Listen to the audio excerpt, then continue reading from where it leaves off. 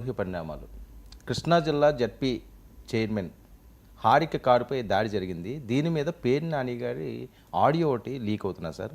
ఆ ఫోన్ సంభాషణ లీక్ కావడంతో గుడివాడలో కొత్త రాజకీయం మలుపు తిరిగింది అని. టీడీపీ గూండాల దాడికి పోలీసులు రక్షణగా ఉంటారంటూ పేర్ని నాని చేసిన వ్యాఖ్యలు ఒకసారి బయట విందాం సార్ ప్లీజ్. సరే ఇప్పుడు గుడివాడలో జడ్పీ చైర్పర్సన్స్ దాని ఏదో స్టేట్ వైడ్ ఇష్యూ కింద బీసీ లేడీస్ మీద అటాక్ చేశారు. తెలుగుదేశం ఎమ్మెల్యే గోండాలో ఎమ్మెల్యే డైరెక్షన్ పైనుంచి లోకేష్ డైరెక్షన్ కొంచెం గట్టిగా స్టేట్ వైడ్గా అందరితో మాట్లాడించి కొద్దిగా చేస్తే బాగుంటుంది. ఎందుకంటే local ZPTC Gudivada local ZPTC ఆవిడ జిల్లా పరిషత్ chairperson BC lady Goud caste దాన్ని లౌడ్గా టేకప్ చేస్తే బాగుంటుంది. ఇది లీడర్ చెప్తే కానీ మన వాళ్ళు గట్టిగా రాలేదు. సరే ఇప్పుడు గుడివాడలో జడ్పీ చైర్పర్సన్స్ దాని ఏదో స్టేట్ వైడ్ ఇష్యూ కింద బీసీ లేడీస్ మీద అటాక్ చేశారు. Right sir. ఇది సార్ మరొక అంశం, మొన్న ఈయన కన్ను కొడితే పని అయిపోవాలట, ఎందుకురా రప్ప అంటారని మరొక స్టేట్మెంట్, దాని మీద కేసు కూడా నమోదైంది. అంటే ఎవరైనా ప్రజల్ని రెచ్చగొట్టి లా అండ్ ఆర్డర్కు విఘాతం కల్పించిన, పబ్లిక్ ఆర్డర్కు విఘాతం కల్పిస్తే చట్టరీత్యా నేరమే. కానీ ఇందులో మన తూకం వేసి ఏ పార్టీ వాళ్ళు రెచ్చగొడుతున్నారు, ఏ పార్టీ వాళ్ళు ముందున్నారు అని లెక్క వేయడం చాలా చాలా కష్టం. ఎందుకంటే అన్లెస్ నువ్వు ఈ పార్టీకో ఆ పార్టీకో అనుబంధంగా ఉంటే తప్ప ఇంకో పలానా వాళ్ళే చేస్తున్నారు, పలానా వాళ్ళు చేయడం లేదు అని లెక్కలు వేయగలమా? ఇప్పుడు మీకు అనేక ఉదాహరణలు ఉన్నాయి. మీకు ప్రతి చోట ఇదే పంచాయతీ కదా. ఒక జగన్ వెళితే పంచాయతీ, మిథున్ రెడ్డి పంచాయతీ, ఇప్పుడు గుడివాడ పంచాయతీ, పుంగనూరు పంచాయతీ, పొదిలి పంచాయతీ, బంగారుపాలెం పంచాయతీ. సో జగన్ వెళ్ళిన పంచాయతీ లేదా వెళ్ళకపోయినా పంచాయతీ.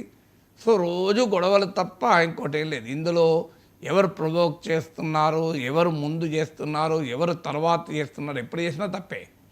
ఇప్పుడు మీరు కృష్ణా జిల్లా చైర్పర్సన్పై దాడి జరిగింది కనుక మీరు కూడా అల్లర్లు సృష్టించండి అని వైసీపీ నేతలు ప్రోత్సహించిన తప్పే, దాడి కూడా తప్పే.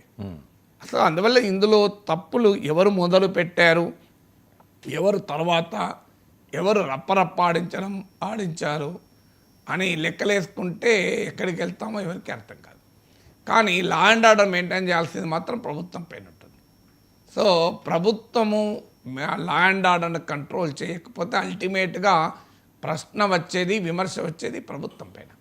అందువల్ల లా అండ్ ఆర్డర్, లా ఎన్ఫోర్స్మెంట్ అనేది నాన్ పొలిటికల్గా, నాన్ పార్టిజాన్గా జరగాలి.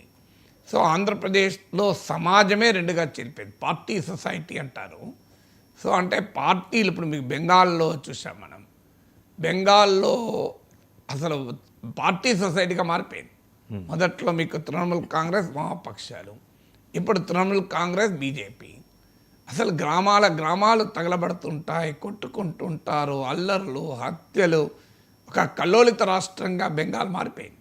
పార్టీ సొసైటీగా మారి సమాజాన్ని చివరి వరకు కూడా నేను పార్టీగానే చీలుస్తాను, పోలరైజ్ చేస్తానంటే ఏ పరిణామాలు వస్తాయో బెంగాల్ చూస్తే అర్థమవుతుంది. సో ఈవెన్ మీకు తమిళనాడులో కూడా పార్టీ సొసైటీగా డివైడ్ అయినా అన్నా డిఎంకే ఈ హింసాయుత వాతావరణం లేదు. మీకు బెంగాల్లోనేమో హింసాయుత వాతావరణం. ఆంధ్రప్రదేశ్ మరో బెంగాల్ అవుతుందా అనే భయం కలుగుతుంది. దీనికి కారణం వైసీపీ అని టీడీపీ అనొచ్చు, టీడీపీ అని వైసీపీ అనొచ్చు. అందులో అది ఎవరు ఏ ఇన్సిడెంట్లో ఎక్కడ, ఎవరు ముందు ఎవరు వెనక, ఈ బ్యాలెన్స్ షీట్లోకి నేను వెళ్ళడం లేదు. అది తరం కూడా కాదు మనది. బ్యాలెన్స్ షీట్లోకి వెళ్తే ఎవరు ముందు చేసినా వెనక చేసినా తప్పే కదా. ఎవరు ప్రొవోక్ చేసినా, ఎవరు రియాక్ట్ అయినా తప్పే. సో అల్టిమేట్గా లాలెస్ స్టేట్గా ఆంధ్రప్రదేశ్ పోకూడదు. అందులో చంద్రబాబు నాయుడుకున్న ప్రత్యేకమైన గుర్తింపే గవర్నెన్స్. మీకు సంక్షేమము, చంద్రబాబు నాయుడు సూపర్ 6 అన్న, సంక్షేమం గురించి ఎంత మాట్లాడినా సంక్షేమం గురించి చంద్రబాబు నాయుడుతో ఎవరు ఐడెంటిఫై కారు. చంద్రబాబు నాయుడుతో ఐడెంటిఫై అయ్యేదే development, governance, rule of law, law and order maintain చేస్తాడు, అడ్మినిస్ట్రేషన్ పైన గట్టి పట్టు ఉంటుంది అనేది చంద్రబాబు నాయుడుకున్న యునీక్ సెల్లింగ్ ప్రపోజిషన్ యూఎస్పీ. అందువల్ల చంద్రబాబు నాయుడు ప్రభుత్వంలో ప్రజలు ఆశించేది ఏంటంటే 4 సంక్షేమ పథకాలు అమలు కాకపోయినా అది ప్రజలకు తెలుస్తుంది. ఇవి ఆయన బ్రాండ్ ఆఫ్ పాలిటిక్సే కాదు, రాజశేఖర్ రెడ్డి ఆ తర్వాత జగన్మోహన్ రెడ్డి ఇచ్చిన సవాల్కి ఆయన రెస్పాండ్ అవుతూ ఆయన కూడా వెల్ఫేర్ పాలిటిక్స్ మొదలు పెట్టాల్సి వచ్చింది. మనందరికీ తెలిసిన ఉచిత విద్యుత్తు పైన చేసిన వ్యాఖ్యలు ఉమ్మడి రాష్ట్రంలో. కానీ governance, development, law and order విషయంలో మాత్రం జగన్తో పోల్చినప్పుడు చంద్రబాబు నాయుడుకే మార్కులు వేస్తారు. ఎవరైనా నాన్ పొలిటికల్ న్యూట్రల్ ఓటర్ కూడా, ఒక ఏ రాజకీయ పార్టీలతో సంబంధం లేని ఓటర్ కూడా లా అండ్ ఆర్డర్ అడ్మినిస్ట్రేషన్ పైన పట్టు విషయంలో చంద్రబాబు నాయుడుకే ఓటేస్తారు. సో అలాంటి ప్రభుత్వం ఉంది కనుక మరింత బాధ్యత ఉంటుంది. ఈ పొలిటికల్ రైవల్రీ ఇలాగే పోతే ఒక దశకతే ఇది అటానమస్ క్యారెక్టర్ అవుతుంది. ఈవెన్ అధికారంలో ఉన్న ప్రభుత్వాలపై కూడా కంట్రోల్ ఉండదు. మీకు ఇక పార్టీ సొసైటీ అని ఎందుకంటారంటే సమాజంలో ఇది ఒక అటానమస్ క్యారెక్టర్. ఈ వైలెన్స్ కనుక సంతరించుకుంటే నో గవర్నమెంట్ కంట్రోల్. ఎప్పుడు కూడా గుర్తుపెట్టుకోవాలి వర్మ గారు, మనము పోలీసులతోనే లా అండ్ ఆర్డర్ కంట్రోల్ చేస్తామనుకున్న పొరపాటు. ఎంతమంది ఉంటారు పోలీసులు? మీకు ఎన్ని లక్షల మంది ఉంటారా, కోట్ల మంది ఉంటారా? ఆర్మీతోనే మీకు నార్త్ ఈస్ట్లో కంట్రోల్ అవుతుందా? మీకు కంట్రోల్ కావాలి అంటే పోలీసు లా ఎన్ఫోర్స్మెంట్ అవసరమే, but not the it is essential but not the exhaustive అంటారు. అంటే కేవలము సమర్థవంతమైన పోలీసు ఉంటేనే లా అండ్ ఆర్డర్ మెయింటైన్ కాదు. ఎందుకు కాదు అంటే ప్రతి మనిషికి ఒక పోలీసుని అయితే పెట్టలేం కదా. పోలీస్ ఫోర్స్ లిమిట్, తర్వాత యూజ్ ఆఫ్ ఫోర్స్ లిమిట్ ఉంటుంది.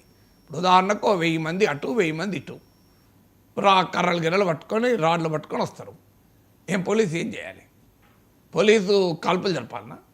జరిపితే 100 మంది చనిపోతారు. What can police do? ఎందుకంటే ఇది వెరీ క్రిటికల్ సిచ్యువేషన్. నేను సర్దార్ పటేల్ నేషనల్ పోలీస్ అకాడమీలో ఐపీఎస్ అధికారులకు దాదాపు 15 ఏళ్ళు క్లాసులు చెప్పాను. సో నా సబ్జెక్ట్ పైన. సో అందువల్ల అనుభవంతో చెప్తున్నా, policing alone can control law and order అనుకుంటే పొరపాటు.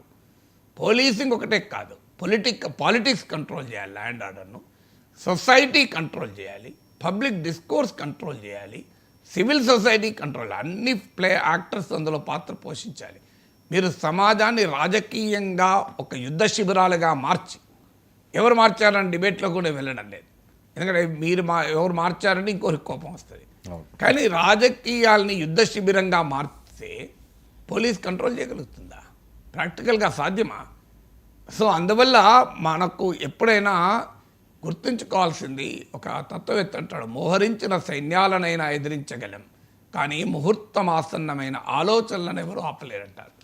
ఆలోచన మాత్రమే ఈ వైలెన్స్ ఆలోచన ఏంటి?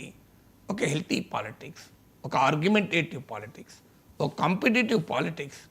కానీ ఈ కాంపిటీషన్ ఎక్కడికి పోతుంది మనం అంటే, ఒక పార్టీ మరో పార్టీని వాళ్ళని చూస్తే తన్నాలి, కొట్టాలి, పొడవాలనే అంత కోపంతో రాజకీయ శిబిరాలు ఉంటే, ఒక వార్ లైక్ వాతావరణాన్ని మీరు క్రియేట్ చేస్తే స్టేట్ విల్ బి లాలెస్. నేను ముందు చెప్తున్నాను, ఒక గొప్ప రాష్ట్రం ఆంధ్రప్రదేశ్.